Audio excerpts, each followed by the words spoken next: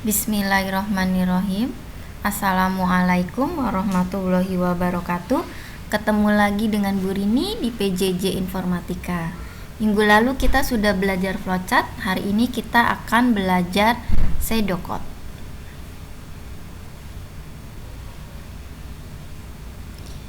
Pseudocode adalah langkah-langkah pemecahan sebuah masalah dengan menggunakan kode yang tidak terikat pada bahasa pemrograman tertentu. Pseudocode merupakan notasi algoritmik yang lebih sering digunakan daripada flowchart. Hal ini dikarenakan pseudocode mempunyai kemiripan dengan bahasa pemrograman pada umumnya. Sehingga jika ingin mentransformasi pseudocode menjadi bahasa pemrograman tertentu akan menjadi lebih mudah. Walaupun demikian, tidak ada aturan baku yang mengatur secara ketat penulisan pseudocode. Hal ini dikarenakan pseudocode hanya menggambarkan instruksi pada algoritma tanpa perlu dieksekusi oleh komputer seperti bahasa pemrograman. Secara umum, struktur dari pseudocode adalah seperti ini. Ada 3 bagian, yaitu bagian judul, bagian deklarasi, dan bagian algoritma. Pada bagian judul, diawali dengan kata program, diikuti dengan nama program atau nama algoritma. Selain itu, kita bisa menuliskan komentar yang merupakan bagian yang tidak akan dieksekusi oleh komputer, ditandai dengan kurung kurawal buka dan kurung kurawal tutup. Ini adalah bagian komentar yang tidak akan dieksekusi oleh komputer. Lalu yang berikutnya bagian deklarasi. Bagian deklarasi berisi variabel, konstanta, prosedur, atau fungsi. Seperti ini, var, lalu diikuti dengan tipe data. Lalu yang berikutnya bagian algoritma. Yang ketiga bagian algoritma. Bagian ini merupakan bagian inti yang berisi instruksi dari algoritma yang akan dieksekusi oleh komputer. Kita masuk ke contoh. Contoh 1. Kita akan membuat pseudocode menghitung luas persegi panjang. Di bagian judul, diawali dengan kata program, lalu diikuti nama dari programnya atau algoritmanya, yaitu persegi panjang. Di bawah ini adalah bagian komentar, isinya adalah program untuk menghitung luas persegi panjang. Kemudian di bagian deklarasi, ada variabel. Variabelnya ada panjang, lebar, luas dengan tipe data integer, yaitu tipe data yang biasa digunakan untuk bilangan bulat.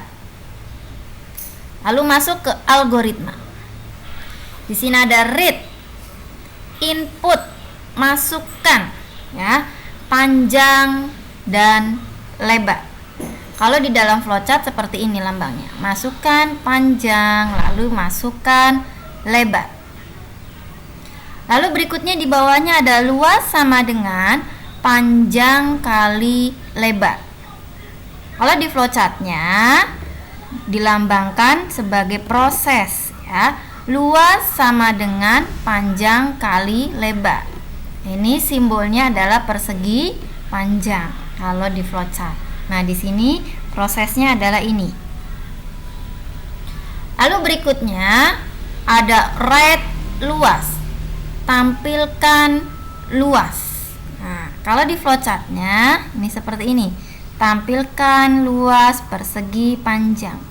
Ya, ininya lambangnya sama dengan input. Nah, ini ya.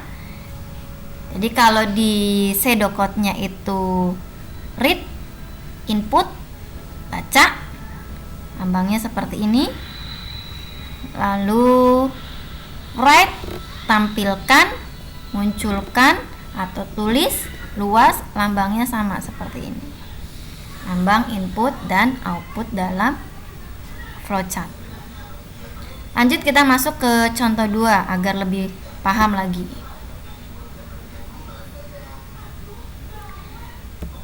Di contoh 2 kita akan membuat pseudocode program ganjil genap.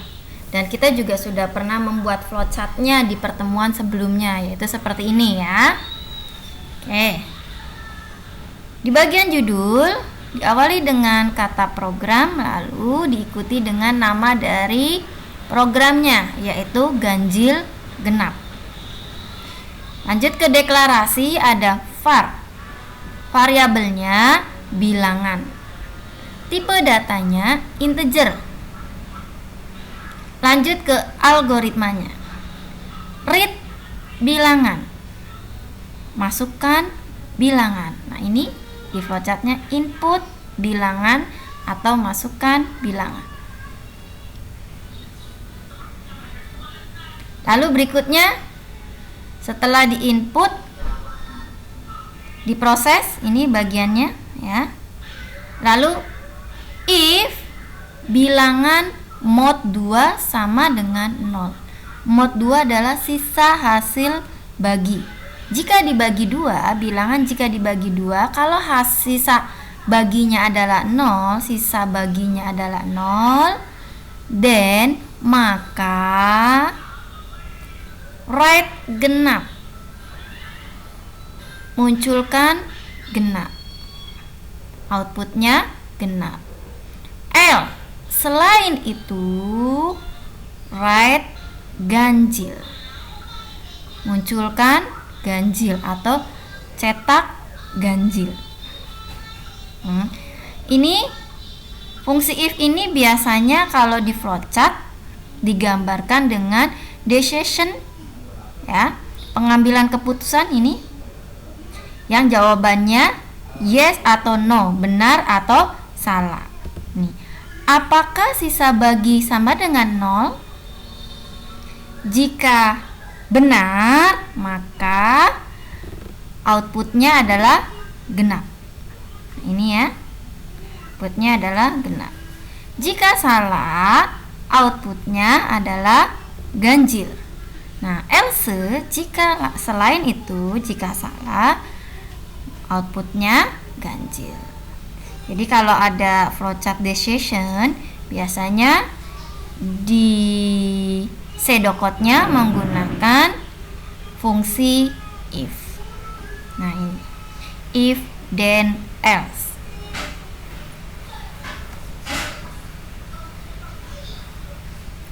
Nah, masuk ke simpulan. Perbedaan antara flowchart dan pseudocode.